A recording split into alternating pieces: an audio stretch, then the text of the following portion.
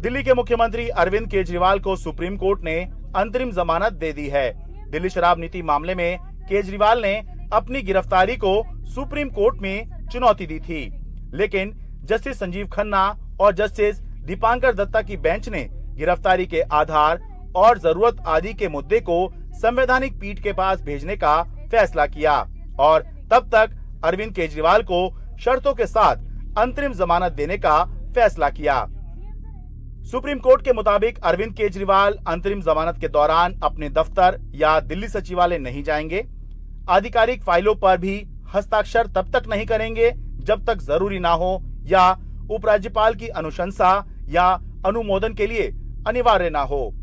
Court ने कहा, हालांकि हम कोई निर्देश नहीं देते हैं क्योंकि हमें संदेह है कि अदालत किसी निर्वाचित नेता को पद छोड़ने या मंत्री या मुख्यमंत्री के रूप में काम नहीं करने का निर्देश दे सकती है।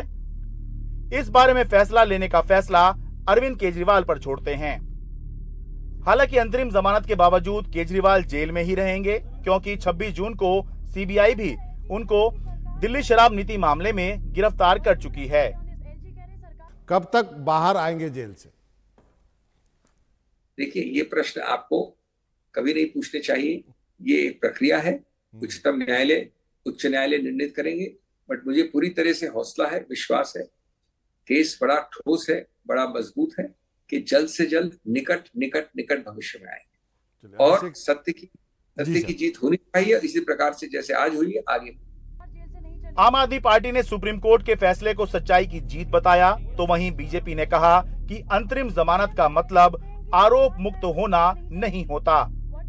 आज जो फैसला आया है वो बड़ा स्पष्ट कर देती है कि जो तथाकथित शराब घोटाला भारतीय जनता पार्टी द्वारा जो रचित है वो पूरी तरीके से सुप्रीम कोर्ट ने उसको ध्वस्त कर देता है। इतना जरूर कहूंगी कि एक कॉन्स्टिट्यूशनल क्राइसिस और एक पॉलिसी पैरालिसिस उत्पन्न हो रहा है और माननीय मुख्यमंत्री अरविंद केजरीवाल जी की जिद के कारण कि वो सीएम के पद से त्यागपत्र नहीं देंगे।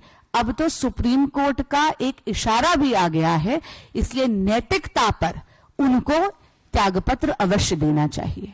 अरविंद केजरीवाल को अंतरिम जमानत तो मिली, लेकिन उनकी रिहाई का रास्ता साफ नहीं हुआ क्योंकि सीबीआई मामले में वो अभी गिरफ्तार हैं और जेल में हैं।